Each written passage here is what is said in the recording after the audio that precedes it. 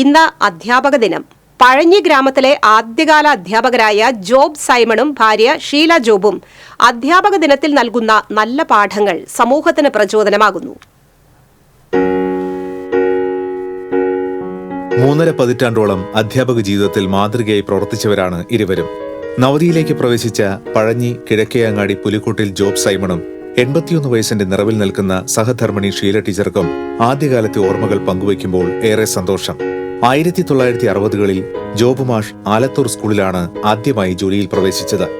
Pazhanji, Varavoor, Marathamcode, Kunnamkulam boys, Kochannur എന്നീ സ്കൂളുകളിലെ നീണ്ട സേവനത്തിന് ശേഷം 1990ൽ കണ്ണൂർ ചെറുകുന്ന് ഗവൺമെന്റ് സ്കൂളിൽ നിന്ന് പ്രധാന അധ്യാപകനായി വിരമിച്ചു.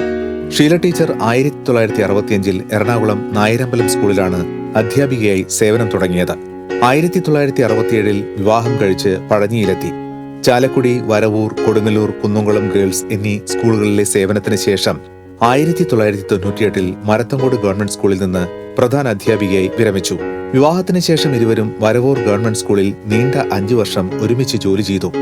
പഠിപ്പിച്ച എല്ലാ സ്കൂളുകളിലും സാമൂഹ്യശാസ്ത്ര വിഷയങ്ങൾ എളുപ്പമാക്കാൻ ശ്രമിച്ചിരുന്ന ഈ അധ്യാപകർ ക്ലാസ് മുറികളിൽ പഠനകാര്യങ്ങളിൽ ഏറെ ശ്രദ്ധിച്ചിരുന്നു. ഇവരുടെ ക്ലാസുകളിൽ പ്രവേശിക്കുവാൻ തന്നെ കുട്ടികൾക്ക് നല്ല ഉത്സാഹമായിരുന്നു. പ്രായത്തിന്റെ വിഷമതകൾക്കിടയിലും ഒഴിവു സമയങ്ങളിൽ വായനയിൽ മുഴുകും. വിദ്യാർത്ഥികളെ സ്നേഹത്തോടെ ചേർത്ത് പിടിച്ച ഇവർക്ക് പഴഞ്ഞി, കുന്നംകുളം, മരത്തങ്കോട് പ്രദേശങ്ങളിലായി നിരവധി ശിഷ്യരുണ്ട്. ഗീവർ, സാം എന്നിവർ മക്കളാണ്.